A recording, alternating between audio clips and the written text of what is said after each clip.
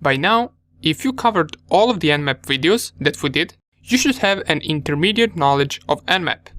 All we are left to do, to check out, is just some of the few options that you might find useful once you're performing your scans, which we will check out in this video. And after it, we need to check out two more things. One of them is running Nmap with scripts, which part of it we are going to see right now with the results of our -A scan from the previous video. And the second thing is how we can bypass firewall, IDS and IPS using Nmap. So for now we only noticed how we can perform different scans, but we never really talked about what if our target is well secured, what if they have a firewall. We want to perform our scans as quietly as possible in order for us to not get detected. But before we jump into all of that, let us check out the output of our -A option. Remember from the previous video, -A runs a bunch of different things such as OS detection, version scan, and it also runs something called Nmap scripts. You will see down here that we are getting output that we didn't get before. So besides the open port and the version that the open port is running, we also get the output of different scripts that are running on the target as we execute this scan. So right now, here we can see that it executed the script for FTP anonymous login, and it says that it is allowed. And we will check out what the FTP anonymous login is. For now on, I can tell you that it is not really that secure. Even though if we go all the way down, here it says FTPD 2.3.4, which is this version that the target has, is secure, fast and stable. And I can assure you this is one big lie, as this FTP version is vulnerable. And we're going to see in the exploitation section how we can exploit this and gain access to our target machine. Down here we also get the enumeration of the SSH, so we get the SSH host key, nothing really too useful for us, the SMTP commands that are allowed, the SSL ciphers right here. We also get the HTTP server's header, the HTTP title, and these are just some additional information that we got from running scripts. If I go all the way down, we also get information for some other open ports. And down here, we will see that our scan also performed the SMB enumeration. So we got the computer name, NetBIOS computer name, domain name, SMB security mode. Down here, we also get the trace route to this target's IP address. And this is the one hop that we have since it is in our own network. It tells us down here that it also performed the OS and service detection, and here is the OS detection, but we already saw this. We got Linux running. So this is just some additional information on top of the information that we already had. But remember, -A is an aggressive scan. It does give us the most output out of any other options, but it is also pretty aggressive and easily detectable if target has some security measures. Since our Metasploitable doesn't have any security measures or is not behind any firewall, this scan is best for targets like that. So we got the most information using -A. But besides this -A, let us also check a few more useful options that Nmap gives us. And to do that, we're going to run the Nmap manual. So type man and then Nmap, and it will open up the manual once again. We already know how we can go through it with upper and lower arrow. And we're going to just go really quick through it and see whether there are any useful options that we haven't covered, but that you might want to use. So if I go down here, this -SN option is really useful option. And it is not really useful for discovering vulnerabilities or open ports. Matter of fact, this option right here performs the same thing that our NetDiscover tool did. Remember, we use NetDiscover to locate all of the hosts that are up and running on our network, and -SN pretty much does the same thing. As we can see right here, this option tells Nmap not to do a port scan, so you will not find out any open ports with this scan. The only useful thing we get from this is which hosts are up and running. So let's test it out real quick.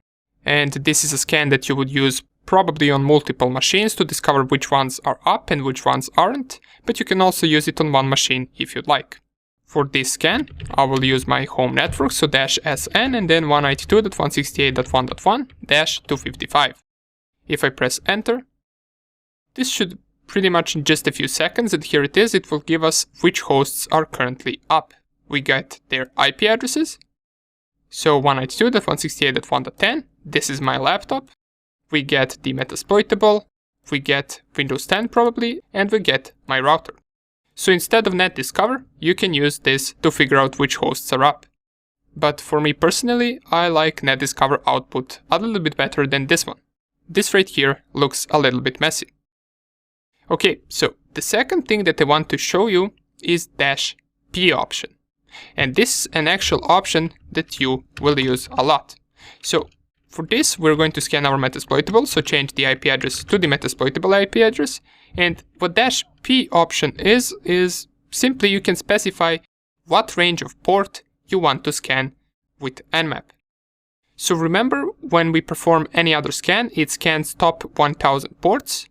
But what if we, for example, only wanted to scan one port? For example, let's say we wanted to scan port 80 on the Metasploitable. Can we do that? Well, if you specify -P and then 80, and then the IP address, here it will tell us port 80 open and service that it is running. So we can scan only one port if we want.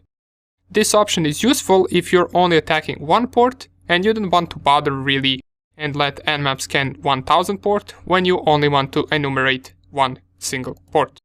You can also do it on multiple ports, for example, port 80, port 22, port 100, and let's see what the output is. And here we can see port 80 and port 22 are open, while the port 100 is closed.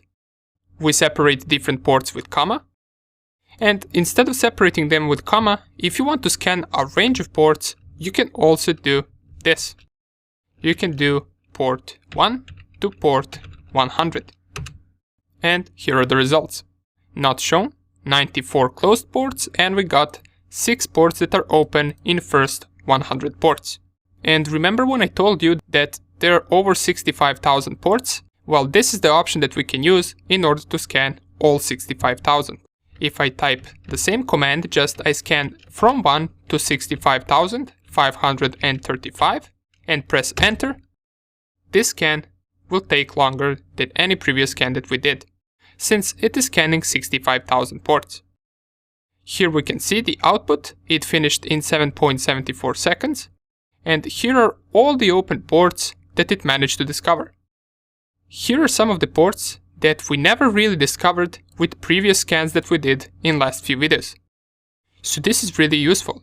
If we used regular scans and we only scanned first 1000 ports, we would never really know that these ports are also open.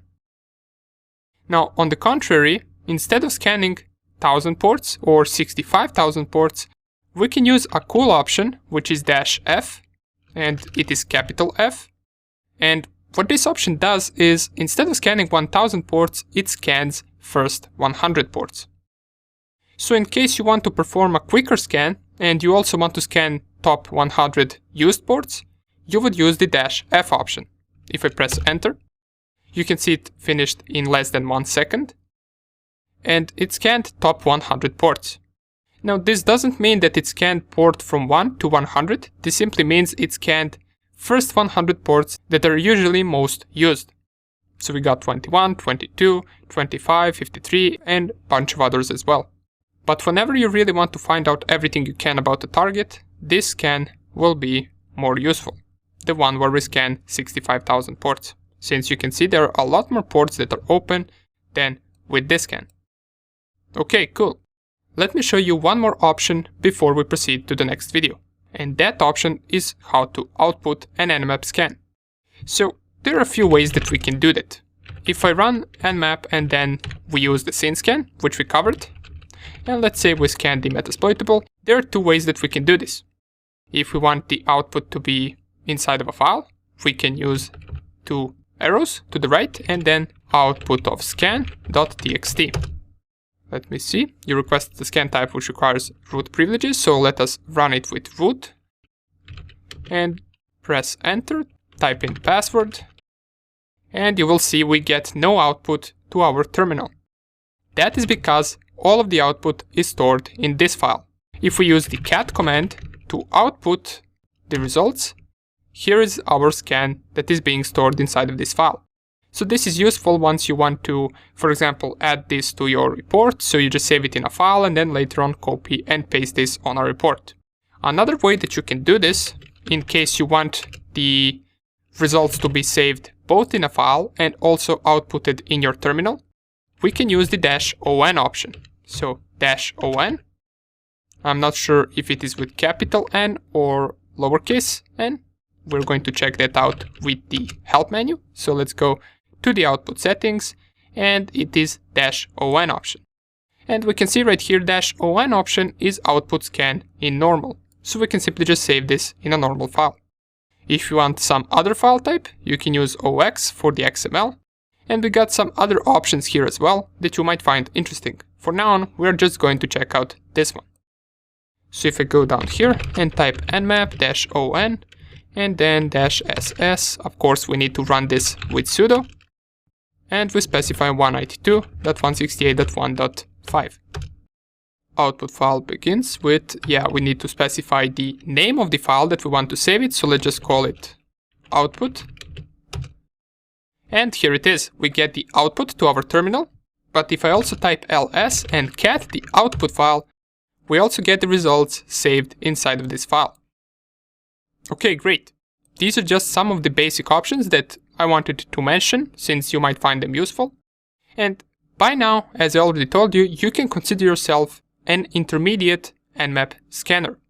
Now to take this to the advanced level, we're going to check out in the next few videos how we can bypass firewall, IDS and IPS using Nmap scans.